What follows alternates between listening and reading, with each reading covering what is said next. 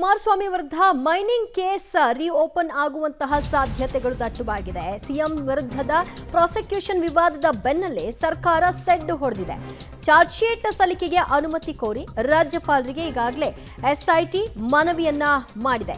ಲೋಕಾಯುಕ್ತ ಎಸ್ಐಟಿಯಿಂದ ರಾಜ್ಯಪಾಲರಿಗೆ ಎರಡನೇ ಬಾರಿಗೆ ಪತ್ರವನ್ನ ಬರೆಯಲಾಗಿದ್ದು ಅನುಮತಿಯನ್ನ ಕೋರಲಾಗಿದೆ. ಈಗಾಗಲೇ ಸಿದ್ದರಾಮಯ್ಯನವರು ಪ್ರಸ್ತಾಪಿಸ್ತಾ ಇದ್ರು, ಕುಮಾರಸ್ವಾಮಿ ವಿರುದ್ಧವೂ ಕೂಡ ಈಗಾಗಲೇ ಕೇಸ್ಗಳಿದೆ. ಇದರ ವಿಷಯವಾಗಿ ರಾಜ್ಯಪಾಲರು ಯಾವುದೇ ನಿರ್ಣಯವನ್ನ ತೆಗೆದುಕೊಂಡಿಲ್ಲ. ಎಸ್ಐಟಿ ಅಧಿಕಾರಿಗಳು ಕೂಡ ಮನವಿಯನ್ನ ಕೋರಿ ಪತ್ರವನ್ನ ಬರೆದಿದ್ದಾರೆ. ಇಲ್ಲಿಯವರೆಗೂ ಅವರು ಸ್ಪಂದಿಸಿಲ್ಲ. ಈಗ ಎರಡನೇ ಪತ್ರ ಕೂಡ ಹೋಗೋದಕ್ಕೆ ಸಿದ್ಧತೆಯನ್ನ ಮಾಡಿಕೊಳ್ಳಲಾಗಿದೆ. 2007ರಲ್ಲಿ ಸಿಎಂ ಆಗಿದ್ರು ಎಚ್ ಡಿ ಕುಮಾರಸ್ವಾಮಿ ಅವರು. ಆ ಅವಧಿಯಲ್ಲಿ ಆಗಿದಂತಹ ಮೈನಿಂಗ್ಗೆ ಸಂಬಂಧಪಟ್ಟ ಹಾಗೆ ಈ ದೂರು. ಬಳ್ಳಾರಿಯ ಸಂಡೂರಿನಲ್ಲಿ ಶ್ರೀ ಸಾಯಿ ವೆಂಕಟೇಶ್ವರ ಮಿನರಲ್ಸ್ಗೆ ಗಣಿ ಗುತ್ತಿಗೆ ಕೊಟ್ಟಂತಹ ಆರೋಪ. ನಿಯಮ ಉಲ್ಲಂಘಿಸಿ ಶ್ರೀ ಸಾಯಿ ವೆಂಕಟೇಶ್ವರ ಮಿನರಲ್ಸ್ಗೆ ಗುತ್ತಿಗೆ ಕೊಟ್ಟಂತಹ ಆರೋಪ ಕುಮಾರಸ್ವಾಮಿ ಅವರ ಮೇಲೆ ಇದೆ. ಗಣಿ ಮತ್ತು ಖನಿಜ ನಿಯಮ ಉಲ್ಲಂಘಿಸಿ 550 ಎಕರೆ ಗಣಿ ಗುತ್ತಿಗೆ ಮಂಜೂರು ಪಡ್ಕೊಂಡಂತಹ ಆರೋಪ ಏನಿದೆ ಅದಕ್ಕೆ ಸಂಬಂಧಪಟ್ಟ ಹಾಗೆ ಈಗ ಮತ್ತೆ ರಿಓಪನ್ ಮಾಡುವಂತಹ ಸಾಧ್ಯತೆಗಳು ಈ ಕೇಸ್ಗೆ ಸಂಬಂಧಿಸಿದಂತೆ. ಇದೇ ವಿಷಯವಾಗಿ ಈಗ ಪ್ರಸ್ತಾಪಿಸ್ತಾ ಇದ್ದಾರೆ. 2011ರಲ್ಲಿ ಲೋಕಾಯುಕ್ತರಾಗಿದ್ದ ಎನ್ ಸಂತೋಷ್ ಹೆಗಡೆ ಅವರ ವರದಿಯನ್ನು ಆಧರಿಸಿ ಎಸ್ಐಟಿ ತನಿಖೆಗೆ ಕೈ ಎತ್ಕೊಂಡಿತ್ತು.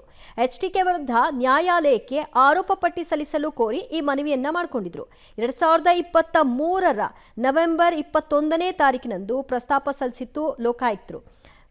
ರಾಜ್ಯಪಾಲರ ಆದಂತಹ ಗೆಹ್ಲೋಟ್ ಅವರಿಗೆ ಪ್ರಸ್ತಾಪ ಸಲ್ಲಿಸಿ ಎಸ್ಐಟಿ ಐಜಿಪಿ ಎಂ ಚಂದ್ರಶೇಖರ್ ಅವರು ಈ ಒಂದು ಮನವಿ ಪತ್ರವನ್ನು ಸಲ್ಲಿಸ್ತಾರೆ.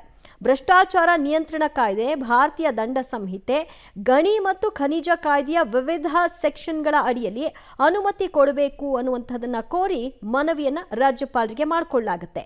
ಜುಲೈ 29ರ ದಿನಾಂಕವನ್ನು ಉಲ್ಲೇಖಿಸಿ ಆ ಒಂದು ಮನವಿ ಪತ್ರಕ್ಕೆ ರಾಜ್ಯಪಾಲರು ಕೂಡ ಒಂದು ಪತ್ರವನ್ನು ಬರೀತಾರೆ. ಆ ಪತ್ರ ಆಗಸ್ಟ್ 8ನೇ ತಾರೀಕಿನಂದು ಎಸ್ಐಟಿ ಕೈಗೆ ತಲುಪುತ್ತೆ. ಎಚ್ಡಿಕೆ ವಿರುದ್ಧ ಆರೋಪಗಳಿಗೆ ಕೆಲವು ಸ್ಪಷ್ಟನೆಗಳನ್ನು ಕೊಡಬೇಕು ಅಂತ ಸೂಚಿಸಿ ರಾಜ್ಯಪಾಲರು ಈ ಪತ್ರವನ್ನು ಬರೆದಿರ್ತಾರೆ. ರಾಜಭವನಕ್ಕೆ ನಿನ್ನೆ ಸಂಜೆ ಸ್ಪಷ್ಟನೆಗಳೊಂದಿಗೆ ಉತ್ತರವನ್ನು ರವಾನಿಸಿರುವಂತಹ ಎಸ್ಐಟಿ ಮುಖ್ಯಸ್ಥರು ಏನು ರಾಜ್ಯಪಾಲರು ಕೇಳಿದ್ದಾರೆ ಆ ಸ್ಪಷ್ಟನೆಯನ್ನ ವಿವರಿಸಿ ಉತ್ತರವನ್ನ ಕೊಡೋ ಮೂಲಕವಾಗಿ ಎಸ್ಐಟಿ ಮುಖ್ಯಸ್ಥರು ಈಗ ರಾಜಭವನಕ್ಕೆ ಕಳಿಸಿಕೊಟ್ಟಿದ್ದಾರೆ. ಈಗ ನೆಕ್ಸ್ಟ್ ಏನಾಗುತ್ತೆ ಅನ್ನೋದು ಪ್ರಶ್ನೆ.